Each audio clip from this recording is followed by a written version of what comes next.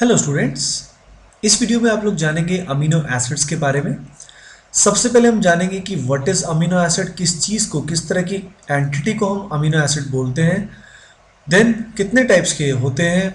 फिर finally 20 amino acids की एक लिस्ट होती है, उसको कैसे याद कर सकते हैं अपन, है ना। वो होती कौन सी लिस्ट है उसको अपन लोग देखेंगे।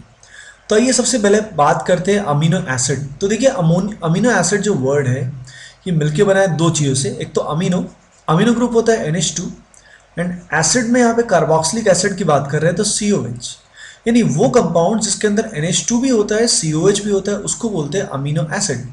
जैसे इस केस में ये जो कंपाउंड आपको दिखाया गया है ये एक अमीनो एसिड है। इसमें NH2 ग्रुप भी है और इसके अंदर COOH भी है, hence it is a type of amino acids. अब देखिए अमीनो एसिड को क्लासिफाई करने के दो तरीके हैं। पहला जो उसका तरीका है, it depends on the position of NH2 with respect to COH। COH के रिस्पेक्ट में NH2 की जो पोजीशन होगी उस पर डिपेंड करेगा कि अमीनो एसिड कौन सा होगा।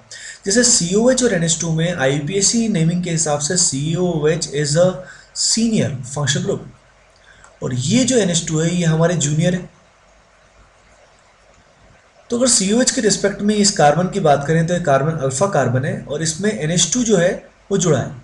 तो NH2 की पोजीशन क्या हुई, alpha position. Hence this amino acid can be said as alpha amino acid. तो अल्फा अमीनो एसिड का मतलब क्या है, जिसमें अमीनो ग्रुप अल्फा पोजीशन पे जुड़ा हुआ है with respect to the carboxylic acid group. जितने भी नेचुरली अकरिंग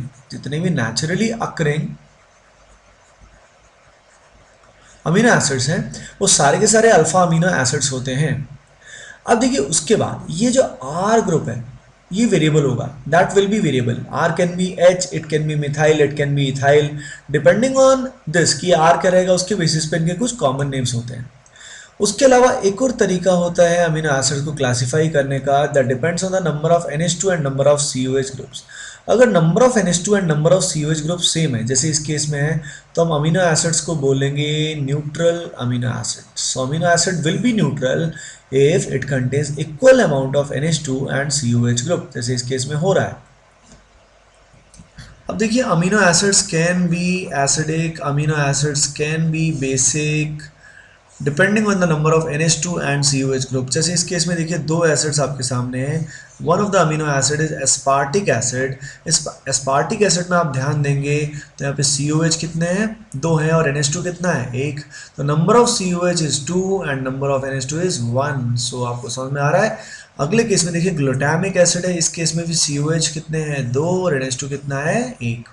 और अमीनो एसिड के नाम से कैसे पता लगेगा कि वो एसिडिक अमीनो एसिड है, क्योंकि उसका suffix acid will be use. Normal जो होगा अपना अमीनो एसिड उसमें लास्ट में एसिड नहीं लगता, जैसे पिछले केस में हम देख सकते हैं। उसके बाद बेसिक अमीनो एसिड को अगर हम ध्यान से देखें तो उसमें नंबर ऑफ NH2 ग्रुप या नाइट्रोजन के डेरिवेटिव ज़्यादा होंगे। जैसे लाइजीन में अगर हम ध्यान दें तो लाइजीन में NH2 दो हैं और COH कितना है, एक है। तो नंबर ऑफ NH2 यानी basic groups are more than acidic groups. जैसे हिस्टिडीन है, हिस्टिडीन में अगर आप ध्यान दें तो NH2 हो गया, ये N हो गया, ये N हो गया, तो total number of basic groups are 3 and acidic group is only 1। Hence it is a type of basic amino acid. तो स्टूडेंट्स अब देखते हैं 20 naturally occurring alpha amino acids की लिस्ट। तो देखिए ये हमने फॉर्म माना है फिशर प्रोजेक्शन में, और इसमें आर जो ग्रुप है दैट विल वेरी। उस आर ग्रुप के बेसिस पे यहाँ पे तरह तरह के अमीनो एसिड्स हमारे सामने आएंगे, तो उनके बारे में हम बात करते हैं।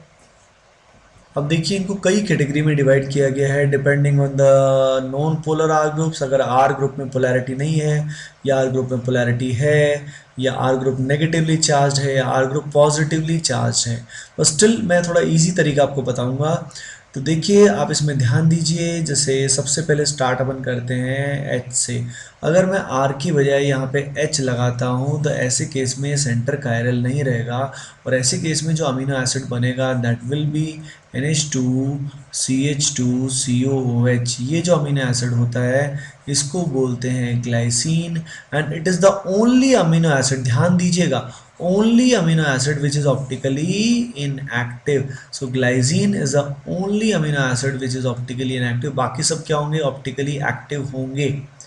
तो दिस इज ग्लाइसिन। ग्लाइसिन को अगर हम एब्रीविएट करें यानी शॉर्ट फॉर्म में लिखें तो इसके पहले 3 अल्फ़ाबेट लेंगे, that is G, capital L, capital Y. और अगर इसको और शॉर्ट में हम यूज़ करें तो इसका पहला अल्फ़ाबेट लेंगे, दैट इज़ जी। तो आपने देखा ग्लाइसिन को हम जी एल वाई से या जी से भी, सिंपली जी से भी रिप्रेजेंट कर सकते हैं। अगर यहाँ पे हम एच की बजाय मिथाइल लेंगे तो ऐसे केस में इसका नाम जो होगा, आप देखिए अगर इसको हम मिथाइल लेते हैं then it will be alanine, then it will be alanine. और एलानीन का जो लाइक शॉर्ट नेम होगा that will be ala, A L A, और बिल्कुल शॉर्ट नेम होगा ए। अब उससे अगला देखते हैं, उससे अगला जो होता है वो होता है वेलिन। अगर वेलिन में हम ध्यान दें तो आइसोप्रोपाइल ग्रुप लगा होगा, क्या होगा, आइसोप्रोपाइल ग्रुप लगा होगा। और वेलिन का शॉर्ट फॉर्म है वी ए एल और शॉर्ट फॉर्म है वी। अगला जो हमने अमीनो एसिड देखा दैट इज ल्यूसीन, LEUCINE। इसमें अगर आप ध्यान दें तो ये CH2 एक्स्ट्रा आ गया है जो वेलिन में नहीं था, तो this is known as leucine. और ल्यूसीन के अंदर इसका शॉर्ट फॉर्म होता है LEU और शॉर्ट में इसको L भी लिखते हैं। अगेन अब देखते हैं हम आइसोल्यूसिन को। आइसोल्यूसिन में लगता है ऐसा है कि it should contain iso group, लेकिन आइसोल्यूसिन में होता है, अब ध्यान दें ल्यूसिन के अंदर आइसो ग्रुप है, आइसोल्यूसिन में आइसो ग्रुप नहीं है। आइसोल्यूसिन का अगर हम निकनेम की बात करें, सॉरी शॉर्ट नेम की बात करें तो इसका नाम आएगा ILE, I for iso, LE for leucine. और इसके बाद इसका शॉर्ट फॉर्म जो होगा that will be I. So guys इस तरीके से आप जो लिस्ट है इसको थोड़ा सा याद रख सकते हैं, पर सारे आपको याद रखने की रिक्वायरमेंट नहीं है। सबसे इंपॉर्टेंट इसमें होता है ग्लाइसिन, एलानिन, वेलिन, ल्यूसिन अभी नहीं आया है, ये 3 सबसे इंपॉर्टेंट है। उसके अलावा अभी रिसेंटली मेंस में सिस्टीन भी आया था, तो ऐसे तो you should remember all of them, but इनको याद करना एक ही तरीके से पॉसिबल है, वो है लगातार लिख लिख के देखना।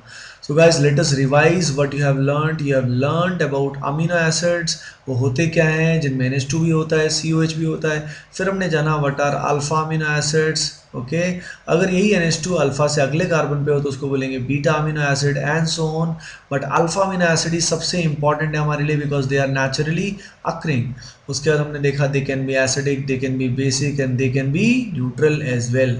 फिर वी हैव सीन कि there are 20 naturally occurring acid, जिसमें से 10 जो होते हैं दे आर असेंशियल। असेंशियल का मतलब क्या होता है, असेंशियल का मतलब होता है they can not be synthesize by human body, तो हमें डाइट में उन्हें ज़रूर लेना पड़ेगा, उसी से हमारी कंजप्शन हो पाएगी। तो ये ज़रूरी जो है essential amino acids are those acid which are formed outside our body, not with in our body. फिर हमने देखा कैसे हम इनको थोड़ा ध्यान रखते हैं। जो इंपॉर्टेंट वंस है those are glycine, alanine, valine, leucine. Leucine उतना इंपॉर्टेंट नहीं है, सिस्टीन अभी रिसेंटली मेंस में आया था। So guys in the next video हम जानेंगे आइसोइलेक्ट्रिक पॉइंट के बारे में, ज्विटर आयन के बारे में and many more properties of amino acids. उसके बाद हम पढ़ेंगे peptide bond and finally protein. So guys, I hope you like the video. Please share and subscribe as much as you can. Thank you.